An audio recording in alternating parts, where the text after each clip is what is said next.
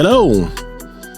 Welcome back to another episode of Truth Seekers Radio podcast.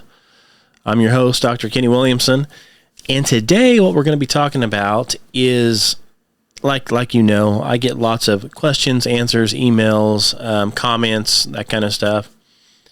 And I was talking about, I think it's the last podcast I did about Israel, talking about their pride festivals and stuff they've got going on over there, which, you know, is obviously pride, a festival, goes completely against the Bible and God's Word. So I was talking about that, and you can listen to the podcast. And I don't know if I mentioned Paul. I don't really know how Paul came up in this, but one of the questions I got is, well, I had a statement saying that Paul was not really an apostle. He's nobody, something to the effect of that. And they want to discredit Paul. They hate Paul. Lots of people hate Paul. And I've had a podcast about that again. I mean, I've talked about that in other podcasts where I've had people say, why do so many people go against Paul? Well, because Paul taught faith, grace, with no works. And he taught you could be saved by grace through faith with no works, and you can stay saved by grace. Okay? And that's not what a lot of your, I don't know what they are, false teachers, devils, whatever they are, that's not what they want you to do. They want you to be under the law, the Old Testament law that was handed down to the Jews, right, by Moses, the Ten Commandments and all the laws that came along with that. The Ten Commandments was just the tip of the iceberg. They had like 400 or 500 or 600 different laws. And see, they didn't want, they wanted laws. And God gave them the rules, the laws, knowing that they couldn't actually obey them because they're men. So they're sinners, they're men, and so of course they couldn't keep up with the law. And if you can't do any of the law, well, you're, if you can't keep up with one part of it, you're guilty of all of it. And of course, the guilt means that you're worthy of death, right? So they would do their little sacrifices and stuff to try to clean themselves up, and it would last for a very short time, and it'd have to be done again. So they're constantly having to sacrifice animals, endless deals over and over and over. Never could keep up with it. Failed miserably. So, so God the Father sends his only begotten Son, Jesus Christ, which is himself in the flesh, as an ultimate sinless sacrifice, which would cover it all. But you have to believe in it. You have to ask for forgiveness. You have to ask God to save you, whatever. So Paul taught this. Okay, he was approached by Jesus Christ, converted to a Christian. He was a Jew who was persecuting Christians, killing Christians. And Jesus stopped him one day on the road to Damascus and said, hey, why are you, this is, not exact Bible verbiage here. Basically stopped him and said, hey, why are you persecuting me? And so he goes on to tell him, and, he gets converted. And so then God changes his name from Saul to Paul. And of course, Paul teaches all what you've got to do, Romans, Galatians, Ephesians, all that, written by Paul.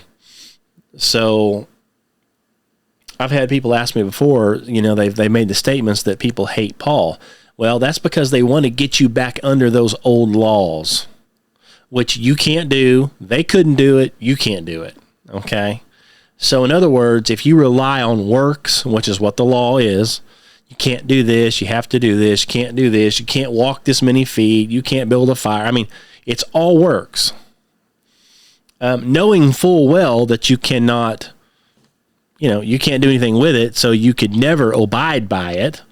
what's your alternative? Well, that means you're hellbound. So anybody that tries to get you back under Old Testament law obviously wants you to burn in hell, right? Because you can't keep up with it. You can't do it. You could never do it. Nobody could do it. So here comes Paul and Jesus Christ, and they don't want you to look at that. They want you to stay away from that. Because, see, then you might actually get saved, right? So they don't want it. So they hate Paul because Paul preached it.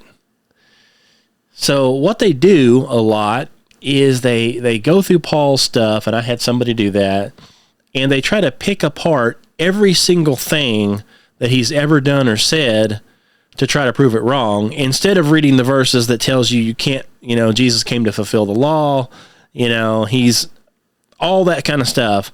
Just throw all that out, but let's focus on this. So one of the questions that I had, I've got 3 questions here. Well, I guess it's 1 and 3. And of course there was a whole bunch of this, but this is just a part of it. This guy here is saying that, Paul is not an apostle. He's a fraud, and everything that he says doesn't make any sense. So he's like, can you explain the discrepancies here in these King James verses about Paul? Where did Paul get told what he must do? Number 1, there's not any discrepancies here, okay? It's your lack of understanding. But we'll explain that here. So like I said, Saul was on his way to Damascus, on the road to Damascus, when he ran into the burning bush, if you remember that story, right? And he got converted into Paul. And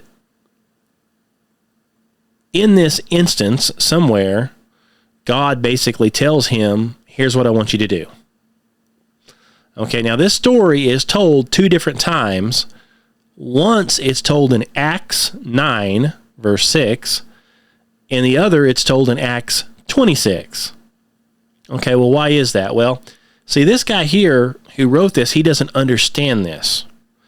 So he goes on here and he says, he obviously doesn't understand anything. I mean, Paul, he says he's lying because in Acts 9, it says that, and I'll read it to you, that he got told what to do in the city. But in Acts 26, he got told right there on the road what to do. It's just so people see Paul can't even get his own story straight. Okay, what this gentleman doesn't understand is that Acts 9 was not written by Paul, it was written by Luke, the doctor. Okay, this is the official story that Luke told from his perspective.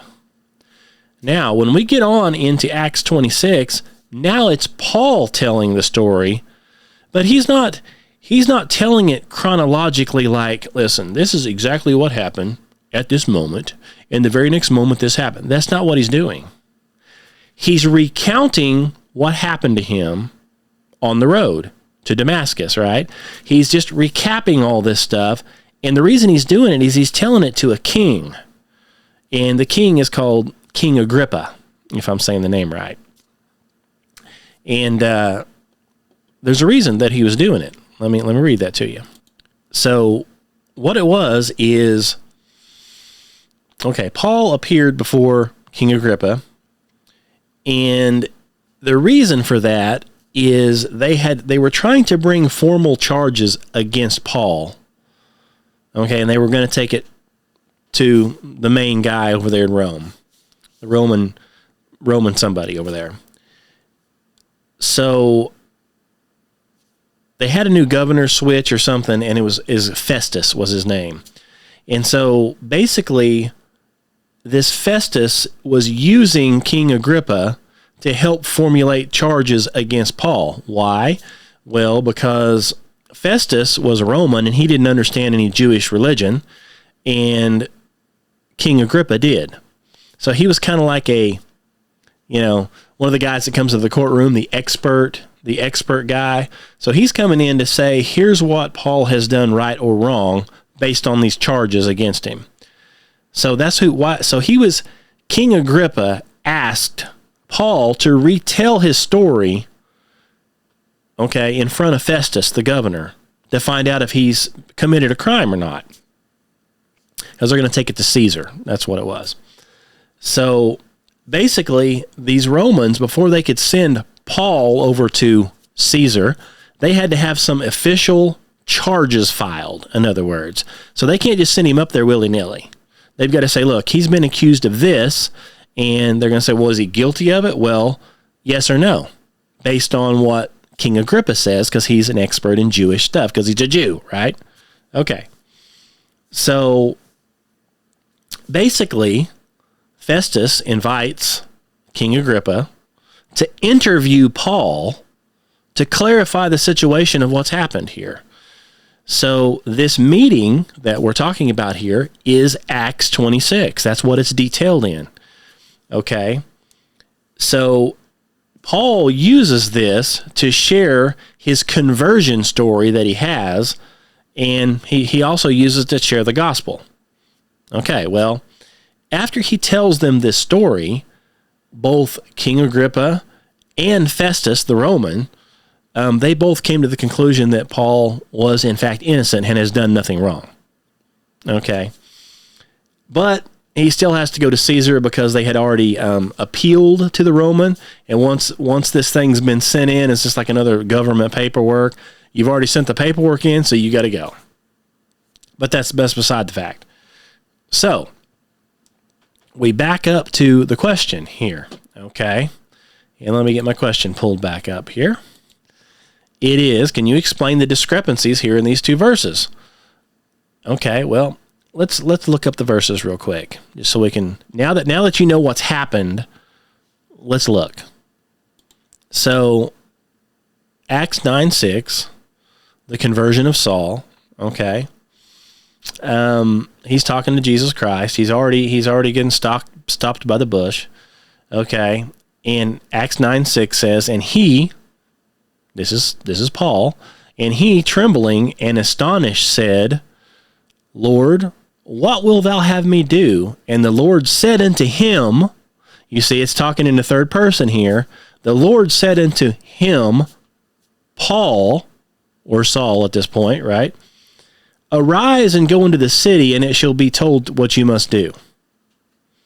Now, you can clearly see how I'm reading this here. And he, trembling, and the Lord said to him, so does that sound like Paul is writing this? He's not. Luke wrote this, and Luke is telling what he saw. That's why it's referring to him in the third person. If Paul had have written this, it would have said, and I stood there trembling. And then when the Lord said unto me, but he's not saying that because Paul didn't write it. You get it? Okay. So the guy that sent me this, he says, Paul, he doesn't even say the same thing twice. He doesn't even know what happened. He's lying. It's fake. Paul's not telling the story. See, you don't know anything about the Bible. You're ignorant. See, how could you know anything? You're not saved. You have no discernment. So, of course, you read this, and you turn around and then read Acts 22, or Acts, whichever it is, we're going to read it here in a second. You're like, oh, well, see, it says something a little bit different. So he's lying. What? Number one, Paul's not telling the story twice. He's telling it once. There's two different people telling it. It's just like if you go to work in the day and somebody is watching you at work and they're like, yeah, Kenny, he came to work, he did a couple of calls, he went and had lunch, he talked on the phone a few times, and, then he went home. And that's the story. Just kind of a vague, here's what I saw. And then somebody comes up to you later and says, Kenny, what'd you do? Well, I took a phone call in the morning. Well, now, wait a second. I didn't see that. I heard that you didn't do anything until lunchtime.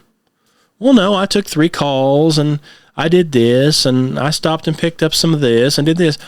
Oh, well, that's not what the story I got. It's like, well, you got an overview, which is what Luke did, and now I'm telling you details. Now, I may not tell you in exact order. I might say, well, I did go to lunch, and I took some calls before that, and I ran around a little bit, and I did this, and I did that. Oh, you're wanting perfectly in chronological order down by the minute? Oh, well, you didn't ask that. You just asked what I did today. So I gave you an overview. Now, somebody that watched what I did today, they gave you their point of view overview, and now I'm telling you my point of view overview. Now, does that mean either one of us are lying? No. You see, that's the kind of stuff we get into when you start messing around with devils. They try to double talk and make everything out to be fake so they can somehow trick you into thinking, well, the Bible's not real.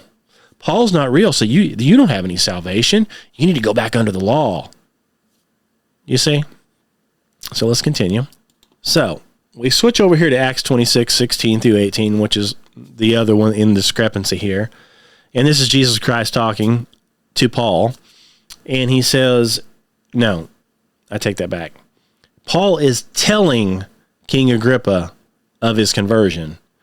And if you look this up, it's in red because he's telling you what Jesus said. Okay? Let me clarify that. So Jesus said, "But arise and stand upon thy feet, for I have appeared unto thee for this purpose, to make thee a minister and a witness of both of these things which thou hast seen, and of those things in which I will appear unto thee." So this is Jesus Christ telling this directly to him.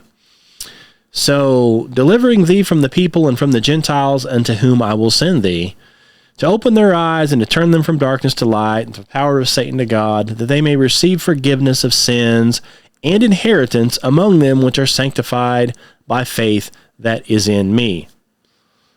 Okay, well, so the original question is, can you explain the discrepancy? Where did Paul get told what he must do? Okay, he's saying what he must do. That's what Jesus Christ told him. Here's what Jesus said I must do. And he's telling it to King Agrippa for Festus, for a court date. Okay, it's not in a chronological order. He's saying what happened to him in his conversion. So why are we comparing that to Acts 9:6? Okay, where Luke is telling just an overview of what happened. You see, it's not a discrepancy. It's two people telling two different stories to two different people, Has nothing to do with the other. Okay? So that's the first one. The second problem he has in Acts is, did the other men fall to the ground? Because see, he says Paul is lying here. Because in Acts 9, Acts 9:7, let's read it to you. Acts 9:7, it says, "And the men which journeyed with him stood speechless, hearing a voice, but seeing no man." See, they stood speechless. This is what Luke said. He says, yeah, those guys, they stood there speechless. They heard a voice, but they didn't see anybody. Okay. Acts 26:14, what's it say? Acts 26:14 says, "And when they were all fallen to the earth, I heard a voice speaking unto me and saying in the Hebrew tongue, Saul, Saul, why thou persecutest thou me? Is it hard for thee to kick against the pricks?" So here he's saying, see, and when they were all fallen to the earth. But in 9:7 it says, they stood speechless. Okay. Good gravy. Okay. So he's saying, did the other men fall to the ground in Acts 9:7? No, they didn't fall to the ground. But in Acts 26, yes, they fell to the ground. Okay. Explanation for this? Well, again, Acts 9 says they stood speechless, right? Okay. Let me find my place on my verses here. Yeah. So in Acts 9, the men stood speechless. Acts 26 basically says they were all fallen to the earth. This can be, number one, is two different people telling the story, but it can also be timing and emphasis. I mean, they all fell down the moment the bright light appeared. You see, the moment the light appeared, they all fell down. But then they all got back up, except for Paul. You see? So by the time Paul was speaking with the Lord, all the other men had already gotten back up, and they were standing while Paul remained on the ground. So when he tells his story in Acts 26, he like I said, it's an overview, He said, and we were all fallen to the earth, and I heard a voice speaking to me, saying, Paul, or Saul, Saul, why thou persecute me?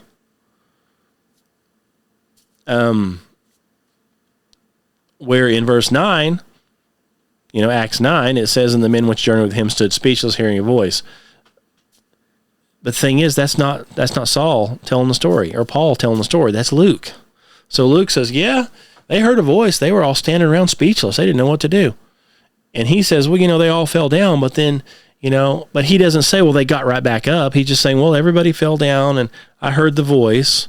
But when Luke looked over there, they were standing up.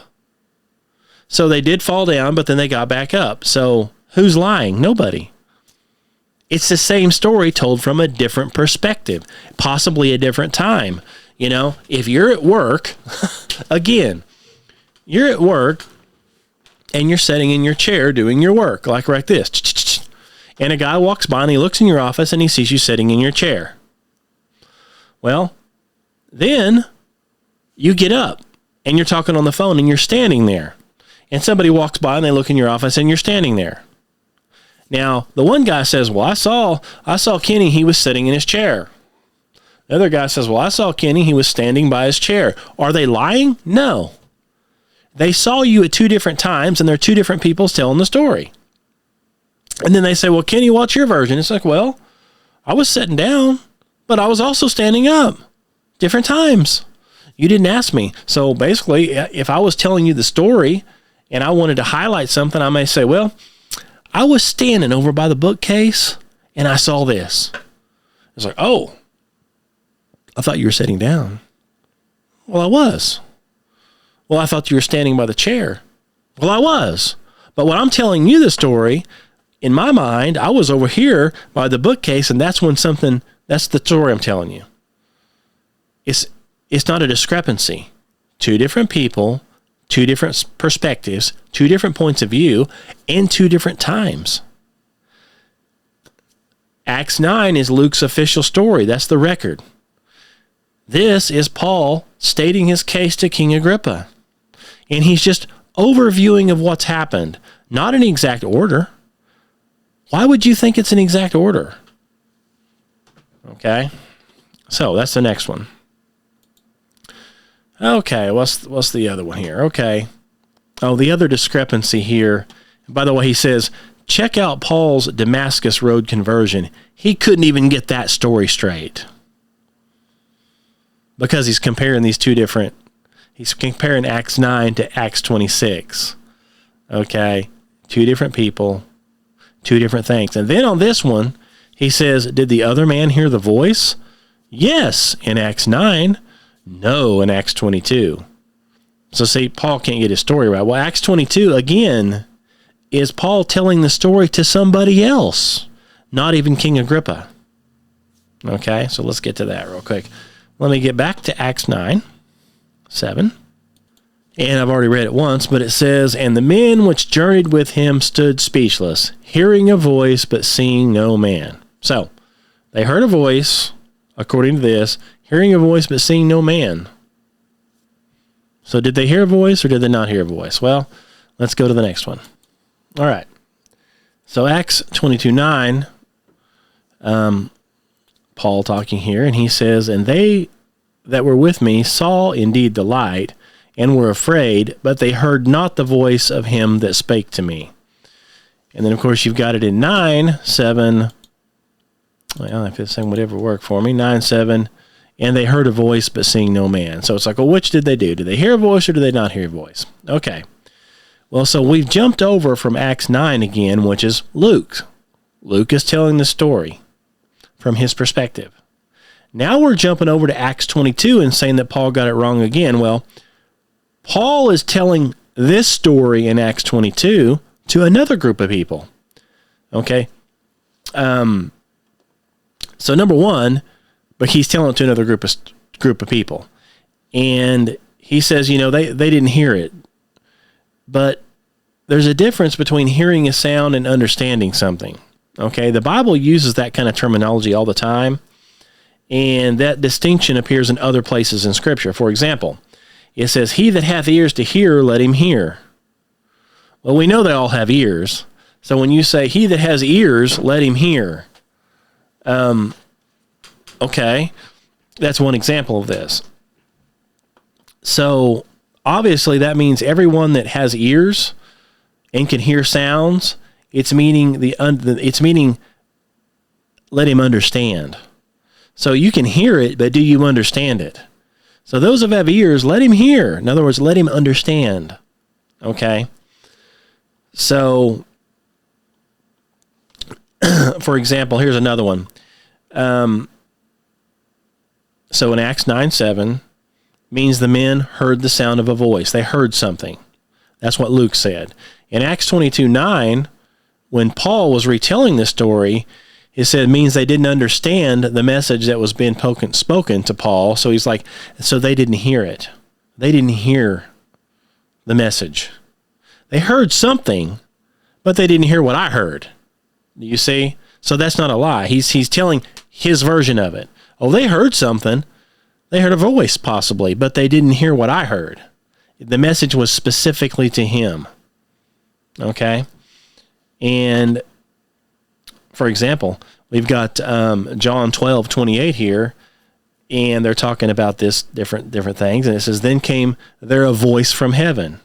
So we heard a voice from heaven. It says, the people, therefore, that stood by and heard it, said that it thundered. So, in other words, some heard the words and understood it, and some just heard a sound that sounded like thunder. So they heard thunder, and the other ones heard speaking. You see? So they all didn't hear the same thing. That's what happened here. So again, Paul is not lying. Now, who was he talking to? Let's look it up here. So in Acts, like I told you, in the other one there, Acts 26, he's speaking to King Agrippa, who is basically listening to it for Festus, the governor, so it can be taken to Caesar. They're looking to draw charges up, trying to figure out what he's done wrong. So they say, so they're wanting to know. So he tells them the story of how he got converted. Generically, they find him innocent. They say, well, he's not guilty of anything. Now, in this particular one here, in Acts 22, this is, and I'll just lay it out here for you. Basically, a riot broke out in the temple when there were Jews there, and they accused Paul of bringing Gentiles into the temple and defiling it. They didn't want any Gentiles in there, so they were mad at him and accused them of him defiling the temple. Okay, so there was a Roman commander there, and so this Roman commander and these different soldiers, they basically rescued Paul from this mob that were trying to attack and kill him, probably. So Paul, at this point, asks permission to address this crowd of people, and this Roman commander allows it. So Paul stands on the steps of this temple and talks to them, and he addresses them as fellow Jews because he himself is a Jew, and they're Jews. Now, he's been converted, but they haven't, so he addresses them as Jews, okay? So when they heard him speaking in Hebrew, they listened because they're like, oh, this guy's speaking our language, right? So in this thing, through this mob that wanted to kill him, Paul shares his testimony, his Jewish background, how he used to persecute Christians and how he enjoyed it. And he also shares this encounter, his dramatic, if you will, this fantastic encounter with Jesus on the road to Damascus, which led to his conversion and his calling to preach to the Gentiles. So, in summary, he was trying to defend his actions. And preach or evangelize to these different Jewish people, okay? How God changed him, the whole little story. So anyway, as it turns out, this crowd erupts again when it's mentioned that his mission is to the Gentiles. They don't want to hear it. They hate the Gentiles. Okay, my camera's out of focus. So they hate the Gentiles. So they erupt again. Okay. Yeah. That's it. So he's trying to tell this story to a mob who wants to kill him. He's trying to summarize it and kind of tell the story of what happened to him. You see? Again, he's telling a, kind of an overview of what's happened. Not in any specific chronological order. Not exactly. He's not going into details. He's like, well, they didn't hear they heard something, but they didn't hear this. He's just kind of overviewing it all. And this guy here, he's like, oh, well, Paul doesn't even know the difference, what happened to him. He tells the story 3 different ways. No, he doesn't. This story is to one group of people. The other story is for his defense, for Caesar. The other story in Acts 9 is not even Paul telling the story, it's Luke. So I wanted to, because, I got this asked to me, so I thought, well, I'll ask the questions. I'll answer the questions. And he's got a whole bunch more on there, but basically it's the same exact thing. He picks something out of Acts 9 and says it doesn't 100% line up with something in Acts 26. He doesn't have the concept of what's happening. So there's a whole bunch of other questions, but it's all the same context. Luke tells the story of what he saw and how he told it. Doesn't mean it's 100% accurate. I mean, it's accurate, but you can leave stuff out and it's still accurate. You don't have to tell every detail. Then Paul comes along and tells it for his defense and just happens to go ahead and tell it just to show people that he's been converted, And then he tells it again to a mob that wants to kill him, and they're mad because he's talking to the Gentiles, and they hate Gentiles. They still do. Okay. Those particular Jews over there, of course, they're a synagogue of Satan now. Probably were then too. They call Gentiles goyim now. So look that up. So they hate Gentiles. They hated them then, and they hate them now. They don't want them to get any of God's stuff. But unfortunately for them, God grafted us right on in. And in Jesus Christ, there is no Jew or Gentile. And they hate that, see, because they want to be it. They want to be God's people. They're the Jews, but they rejected Jesus Christ, so they're done.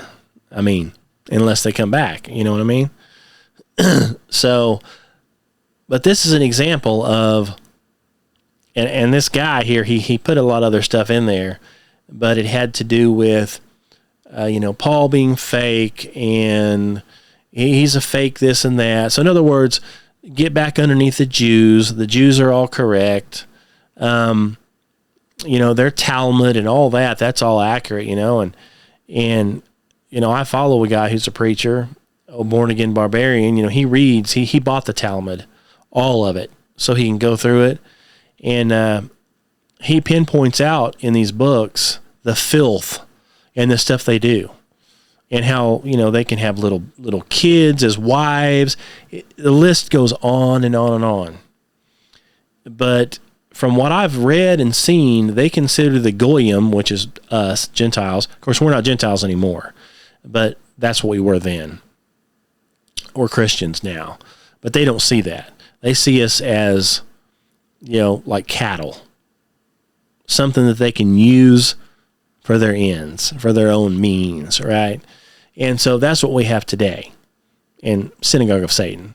But we also still have people like this that are dead set on getting back to that Jewish junk.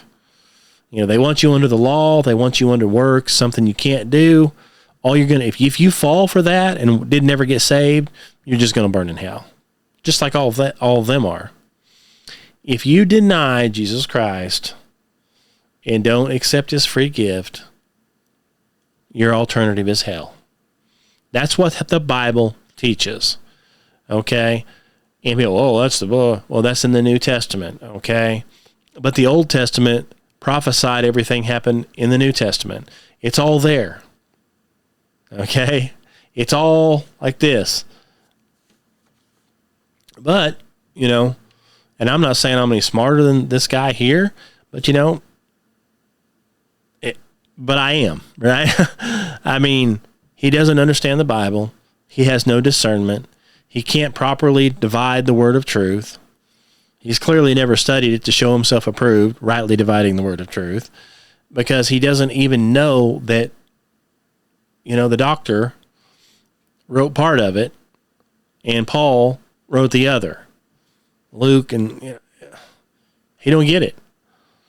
But, if you're trying to go through the Bible and nitpick stuff like that out, well, what does that tell you? Okay?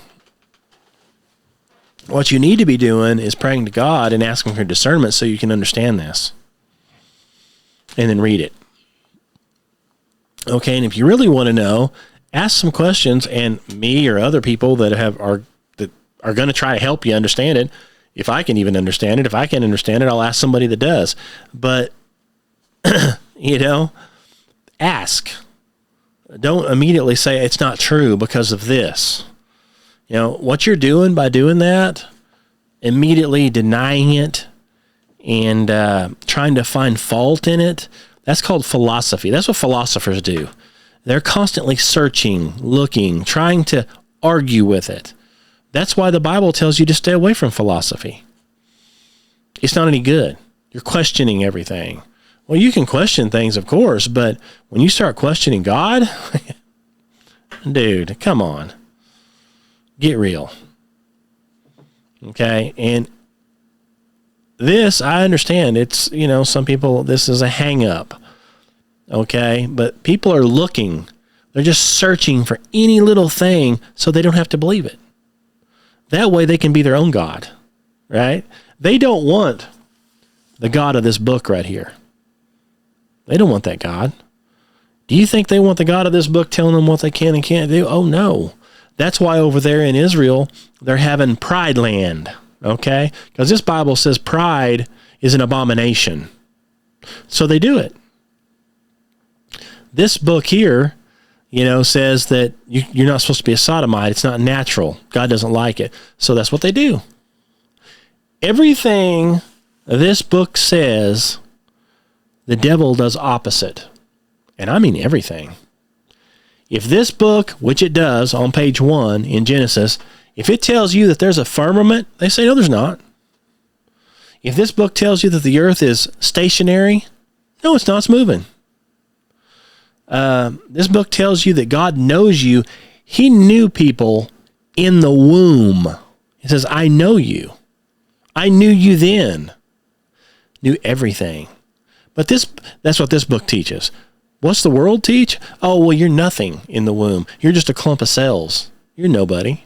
You're nothing. You're zero. This book says God knows you in the womb. Okay? But the world says, oh, no, in fact, let's just rip that baby out of there. Okay? Let's just abort them. They're nothing anyway. Well, no. If God knows you before you're in the womb and while you're in the womb, that means you're somebody. Right? So the world's 100% opposite of what this teaches. The world teaches 100% opposite of what the Apostle Paul taught.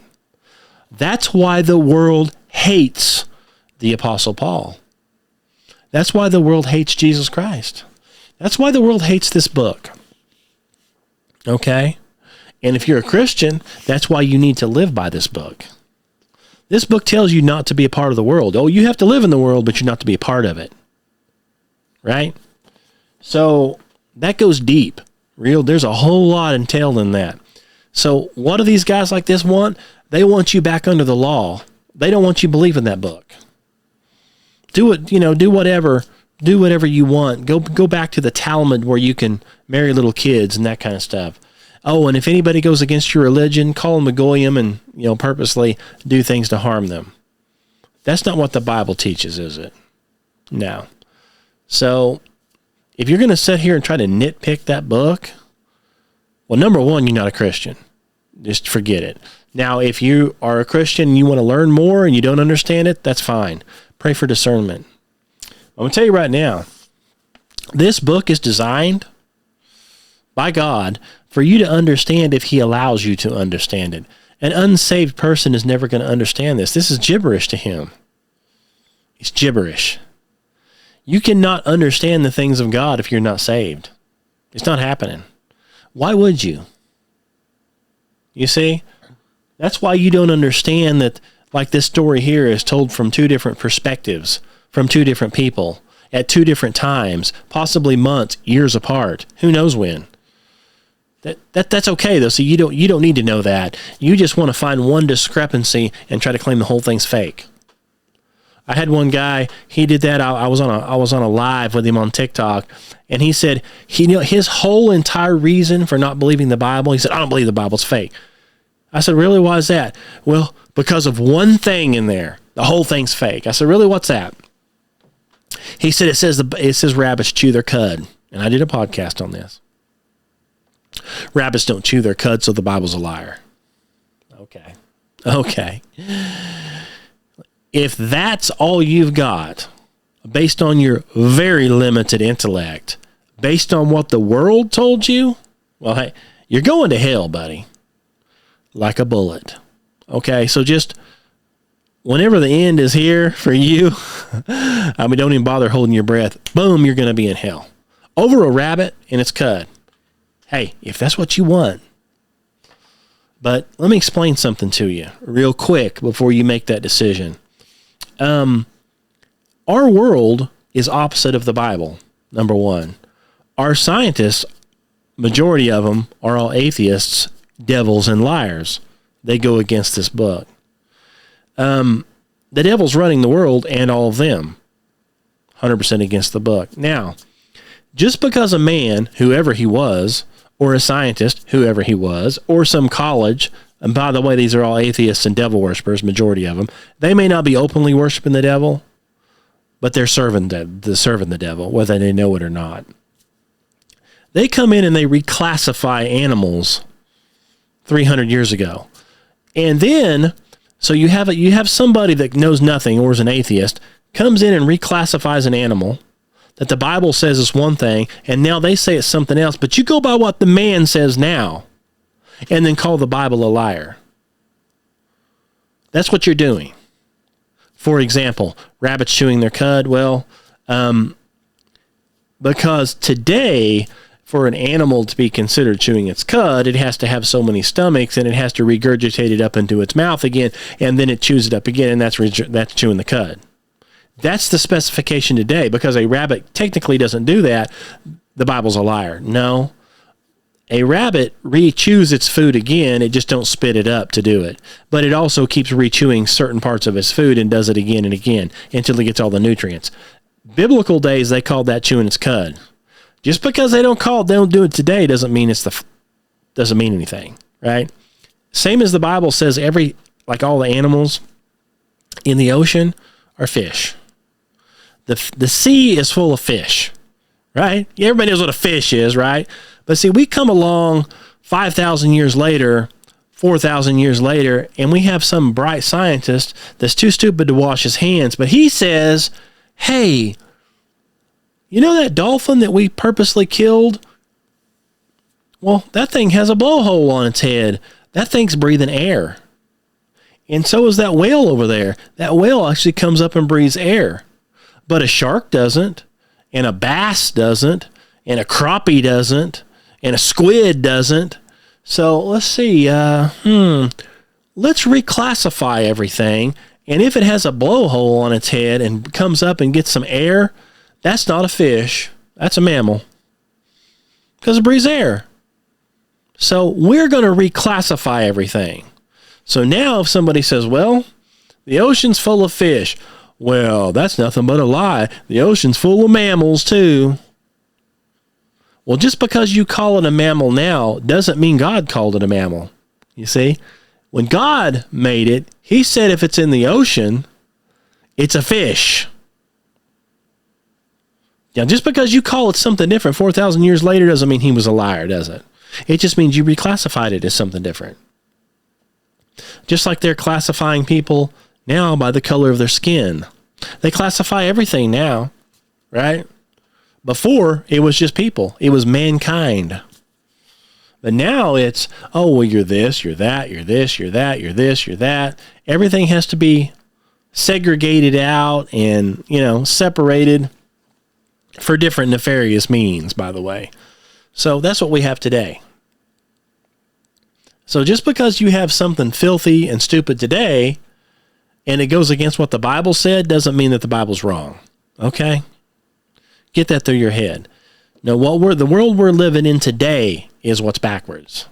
Okay? The book here is correct, and if anything goes against the book, then it's incorrect. As simple as that. Now, if you don't want to believe that, go out and believe Elon Musk. Go out and believe Clinton News Network, okay? Go out and believe these devils running around here with all the crime and all the people coming up missing and all the people that, are ending themselves. You just go ahead and believe anything they say, right? Go ahead. Believe everything they tell you. You can look around and see that it was created. You can look around and tell that it's fantastic.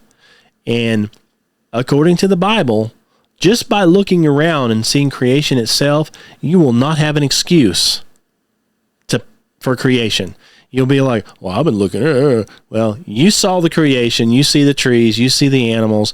It didn't come up from Big Bang. It didn't miraculously happen. You can clearly see that. You can clearly see there was a creation. So now you should understand there's a God, and you're going to be held accountable for it. You ain't getting away with it. This dumb act is not going to work, right? Oh, I didn't know. I didn't know there was a God. I thought I was a monkey. That ain't going to work. Okay? You're still going to go to hell. So, anyway, having said that, thanks for listening. Tune in again anytime. We're gonna keep cranking these things out. It's flatbro.com, truthseekersministry.org, kennywilliamson.com. Check us out on Spotify.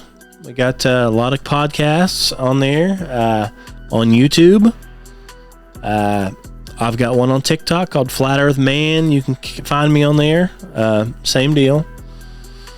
Yeah, check it out. And let me know. Have any questions, comments, concerns?